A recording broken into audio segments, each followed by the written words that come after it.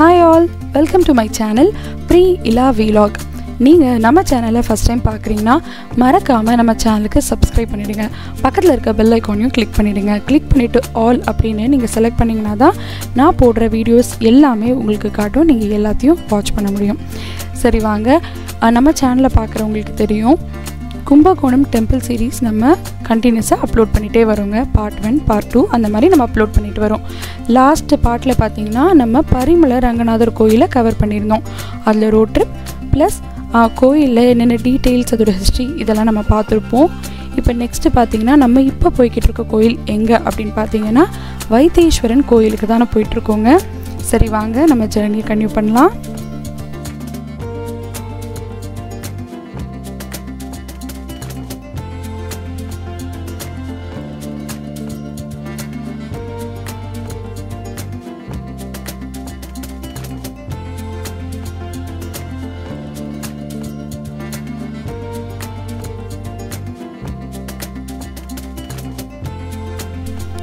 So நம்ம போயிட்டுருக்க இந்த வைத்தீஸ்வரன் கோயில் பற்றி சொல்லணுன்னா, நவகிரக தலங்களில் ஒன்று இந்த வைத்தீஸ்வரன் கோயில். இது எந்த நவகிரக ஸ்தலத்தில் எதுக்கு அப்படின்னு கேட்டிங்கன்னா, செவ்வாய் கிரகம் இல்லையா, இந்த செவ்வாய்க்கான ஸ்தலமாக இது பார்க்கப்படுகிறது. இது எங்கே இருக்குதுன்னு பார்த்தீங்கன்னா மயிலாடுதுறை மாவட்டத்தில் இருக்குது. செவ்வாய் பரிகார தலமாகவும் இது விளங்குகிறது. இதில் பார்த்தீங்கன்னா வைத்தியநாத சுவாமி இருக்கார் இல்லையா, சிவன், அவர் வந்து சுயம்பு மூர்த்தியாகவே நமக்கு அருள் பாலிக்கிறார். அது மட்டும் இல்லாமல் தேவாரம் பாடல் பெற்ற சிவத்தலம் தான் இந்த கோயில்.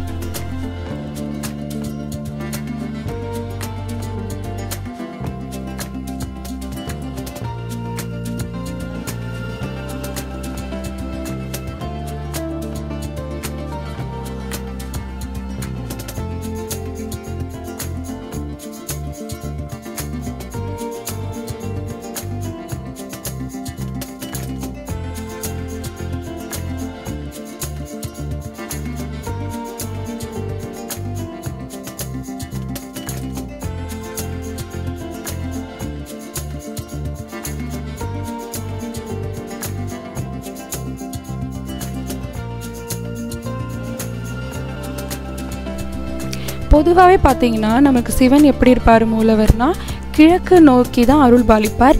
ஆனால் இந்த கோயிலில் மட்டும் மேற்கு நோக்கி அருள் பாலிக்கிறார். அதுவும் இல்லாமல் 5 கோபுரங்களும் நவகிரகங்களும் ஆகிய எல்லாமே பார்த்திங்கன்னா ஒரே நேர்கோட்டில் இருக்குது. இது ரொம்பவே இந்த தலத்தில் தனி சிறப்பாக சொல்லப்படுகிறது. நம்ம செவ்வாய் பகவானை பற்றி பார்க்கலாம். பூமாதேவிக்கு மகனாக கருதப்படும் செவ்வாய், இவருக்கு இன்னொரு பேரும் இருக்குங்க, அங்காரகன் அப்படின்னு. நவகிரகங்களில் 3வது இடம் பெற்றுள்ளது யாருன்னு பார்த்தீங்கன்னா இந்த செவ்வாய் பகவான் தான்.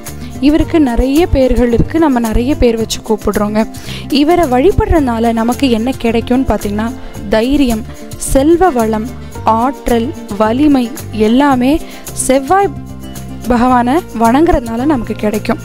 இது மட்டுமே இல்லை, புகழ், உயர் பதவி, அதிகார பதவியில் நிலைத்து இருக்கணும் அப்படின்னா நீங்கள் கண்டிப்பாக செவ்வாய் பகவான் இங்கே இவரை வந்து கும்பிட்டுட்டு போகிறது ரொம்ப ரொம்ப விசேஷமானதுன்னு சொல்கிறாங்க. அது மட்டும் இல்லைங்க, இந்த செவ்வாய் காயத்ரி மந்திரம் இருக்குது. ஓம் வீரத்வஜாய வித்மஹே விக்னஹஸ்தாய தீமஹி தன்னோ பௌமத் பிரச்சோதயாத். இந்த காயத்ரி மந்திரத்தை நீங்கள் எழுதி வச்சுக்கிட்டாலும் சரி, உங்களுக்கு கூகுளில் போட்டிங்கனாலே உங்களுக்கு வரும். இதை நீங்கள் எழுதி வச்சுக்கிட்டு நம்ம போகக்கூடிய வைத்தீஸ்வரன் கோயிலில் பார்த்திங்கன்னா செவ்வாய்க்கு தனி ஒரு உங்களுக்கு செப்பரேட்டாகவே ஸ்தலம் இருக்கும் இல்லையா, அந்த இது அங்கே போயிட்டு நீங்கள் இந்த மந்திரத்தை சொல்லி நீங்கள் வழிபடலாம். ரொம்ப ரொம்ப நல்லது.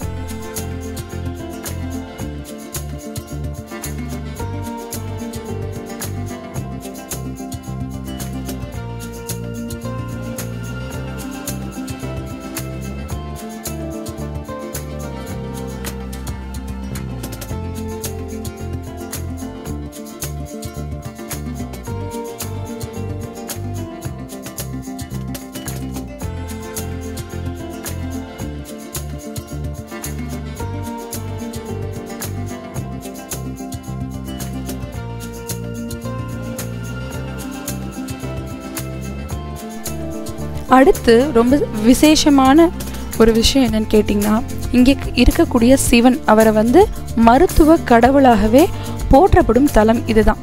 அது மட்டும் இல்லைங்க, ராமரும் லக்ஷ்மணரும் இங்கு தான் ஜடாயு இருக்கார் இல்லையா, அவருக்கு ஈமக்கிரியை இங்கே தான் செஞ்சதாக சொல்கிறாங்க. இங்கே கொடுக்கப்படும் திருநீர், திருச்சாந்து இதெல்லாம் நம்ம சாப்பிட்டா நம்மளோட நோயே தீர்ந்துடும். அது வந்து மருந்தாக தான் நம்ம கன்சிடர் பண்ணுறோமா.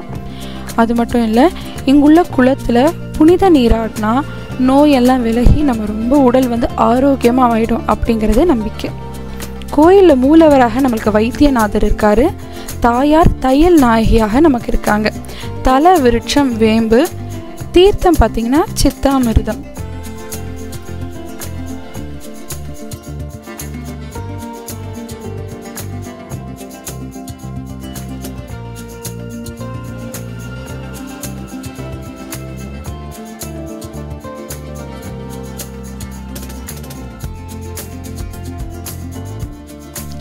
நெக்ஸ்ட்டு நம்ம கோயிலோட தல வரலாறு பற்றி தெரிஞ்சுக்கலாங்க.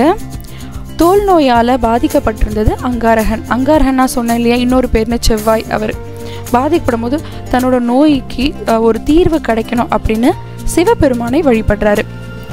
அவருடைய பிரார்த்தனைக்கு மனம் இறங்கி சிவபெருமான் என்னவாகிறார்னா வைத்தியராக வராரு. வந்து அவரோட நோயை குணப்படுத்துகிறார்.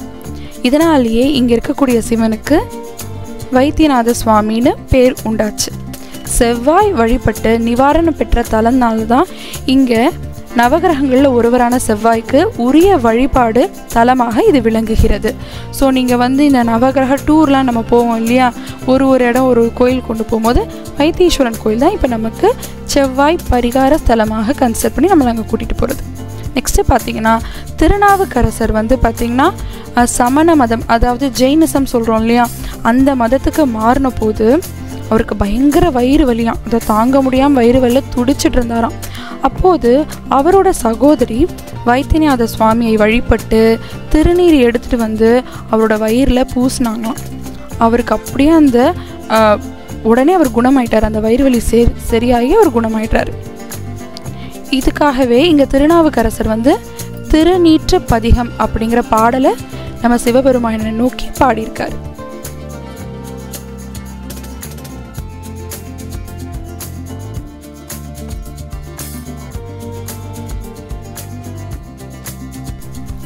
தர்மபுரம் ஆதீனம் இருக்கு இல்லையாங்க, அதோட கட்டுப்பாட்டில் கிட்டத்தட்ட 27 சிவாலயங்கள் இருக்குது. அதில் இந்த கோயிலும் ஒன்று, அதாவது வைத்தீஸ்வரன் கோயிலும் ஒன்று. இந்த கோயில் பார்த்திங்கன்னா செல்வ முத்துக்குமாரன் என்ற பெயரில் முருகன் நமக்கு அருள்பாலிக்கிறார். முருகன் தனது படைகளோட சூரபத்மனுடன் நடந்த போரில் முருகனின் படையில இருந்து பலருக்கு காயங்கள் ஏற்பட்டுச்சுங்க. இங்குள்ள வைத்தியநாத சுவாமியும் தையல் நாயகியும் தான் வந்து வைத்தியம் பார்த்ததாக இந்த புராணங்கள் சொல்லப்படுகிறது.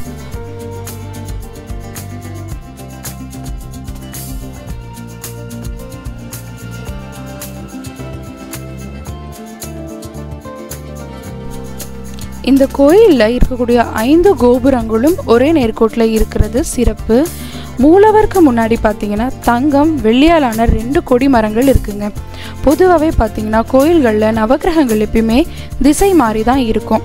ஆனால் இங்கே நவகிரகங்கள் எல்லாமே சிவன் சன்னதிக்கு பின்புறம் ஒரே நேர்கோட்டில் இருக்கிறது ரொம்ப விசேஷமானது. இந்த தலத்தில் சிவன் மேற்கு நோக்கி நமக்கு அருள் பாலிக்கிறார்.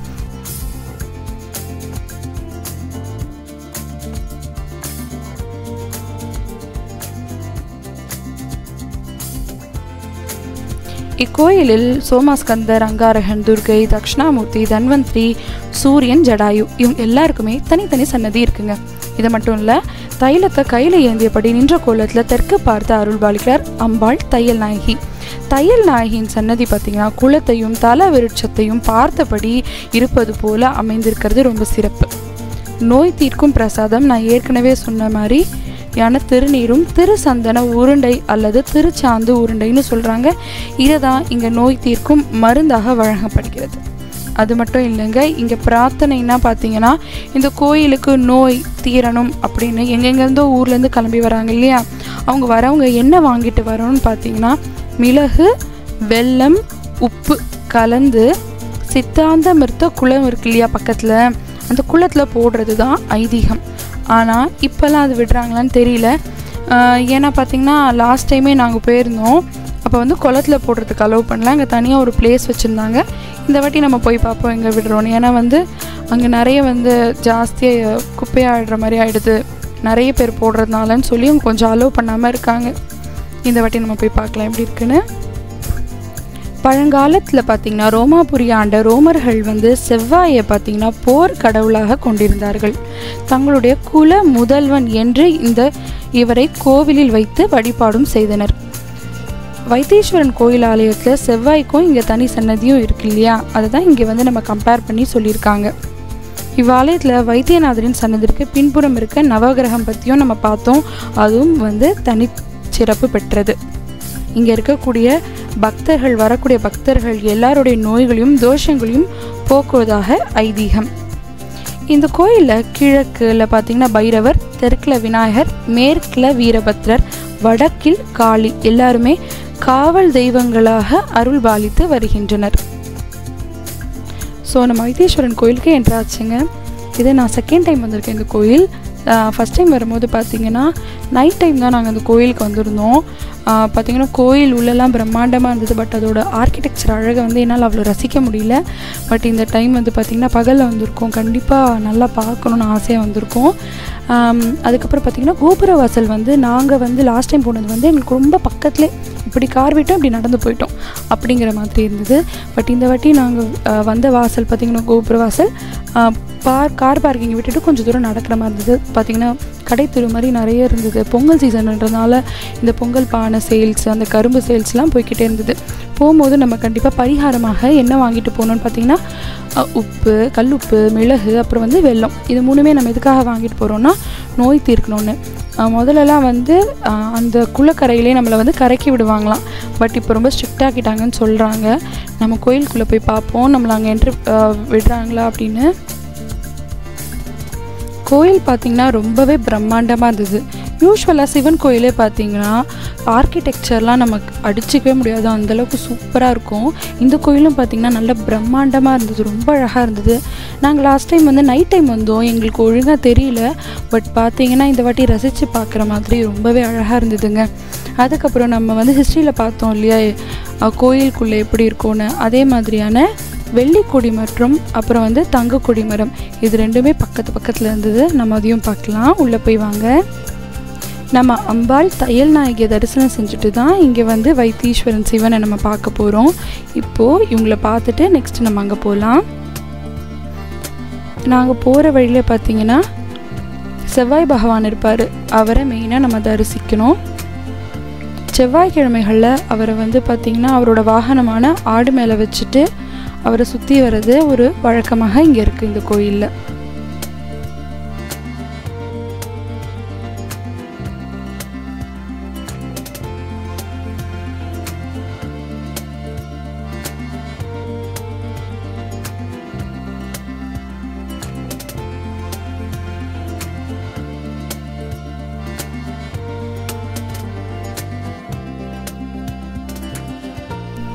ஸோ கோயிலில் சிவன் பார்த்துட்டு மற்ற எல்லா சாமியும் பார்த்துட்டு நம்ம தீர்த்த குளத்துக்கு தான் இப்போ வந்துட்ருக்கோம்.